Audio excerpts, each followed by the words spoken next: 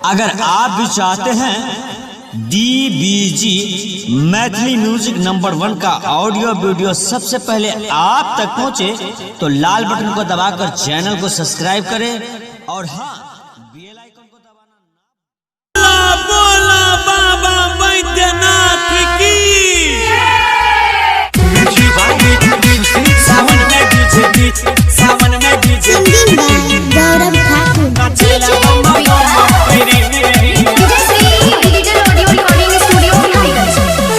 सावन में डीजे धमकई छै रे रे रे नाचला बम बम करे ई देखी बाबा सोना करे। सावन में डीजे धमकई छै रे रे रे नाचला बम बम करे ई देखी बाबा सोना करे। रे बात नहीं मानै पिके गांजा फनै देखे कांवर से जला एकर छला कई रे रे रे रे। सावन में डीजे धमकई छै रे रे रे नाचला बम बम करे ई देखी भोला सोना करे। सावन में डीजे सावन में डीजे नाचला बम बम करे। हाँ पेन्ही के गेरुआ कपड़ा देखे लागे छे सुपर कंवरिया रे नाचत नाचत जाई रहल छै बाबा बैजू नगरिया रे।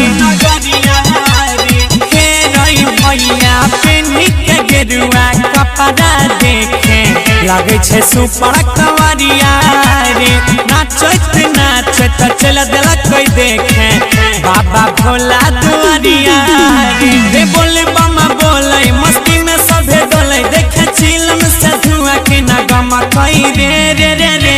सावन में डीजे धमकई छै रे रे रे नाचला बम बम करे ई देखी बाबा सोना करे।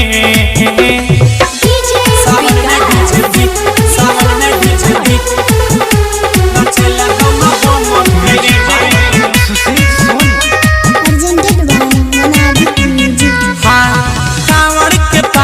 बढ़ाबै छै बाबा बोले छै जब बोलबा मरे सुइया पहाड़ी जैसन नमहर डगरिया कहियो नहीं रुकै कदम रे। बोलो बोले बाम कांवर के पावर बढ़ाबै भोले दखनी बोले छै जब बोलबा रे। सगरे बजे गौरविया जय के गाना रुकै नहीं के करो कदम रे।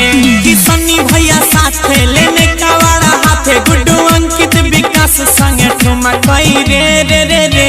सावन में डीजे धमकई छै रे रे रे नाचला बम बम करे।